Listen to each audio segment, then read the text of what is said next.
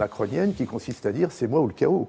Alors avec à la limite des commentateurs qui commencent à se poser des questions en se demandant si dans le fond c'est pas un petit peu la politique du pire, c'est-à-dire est-ce qu'il n'y aurait pas un petit peu intérêt à laisser les choses dégénérer pour que le chaos soit tel que le recours soit évident. Jérôme? Oui, je ne vois pas très bien ce que peut faire désormais l'exécutif.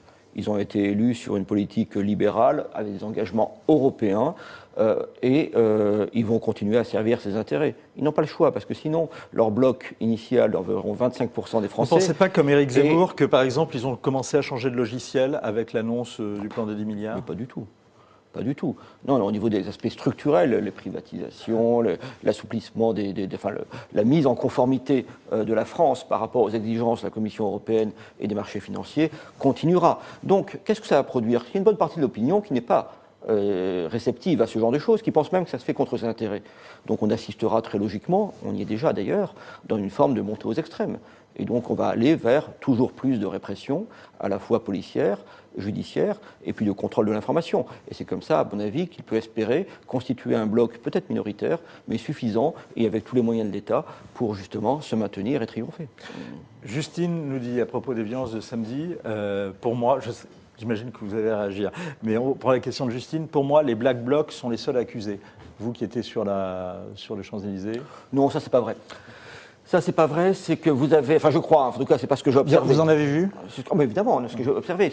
Alors c'est très différent par rapport à début décembre. Il y a deux différences majeures. Début décembre, effectivement, alors que M. Castaner mélangeait tous les casseurs dans le même sac, à l'époque, il avait tort. On voyait bien que les pillages, c'était des bandes venues de banlieue en fin de cortège, enfin en fin de rassemblement. C'était pas les gilets jaunes. On voyait bien qu'il y avait des Black Blocs moins nombreux et surtout beaucoup plus isolés par rapport aux gilets jaunes. Mais aujourd'hui, si vous dire, ce qui était faux dans la parole du ministre de l'Intérieur début décembre est devenu vrai au bout de 3 mois. Et en grande partie d'ailleurs grâce à lui, puisqu'au fond, vous avez eu une telle, comment dirais-je, il y a une forme de répression, enfin on peut utiliser le terme, je crois, c'est encore légal, donc qui fait qu'effectivement il y a des blessés, il y a des milliers d'interpellations, etc.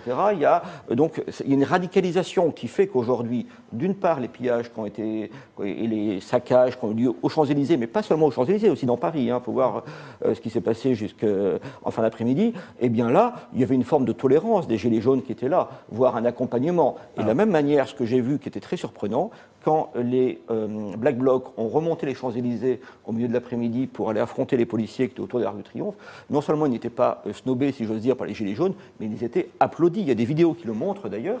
Et là, c'est bien cette radicalisation, mais j'insiste sur le fait que cette radicalisation ne vient pas seulement du côté des gilets jaunes. On ne peut pas faire l'impasse sur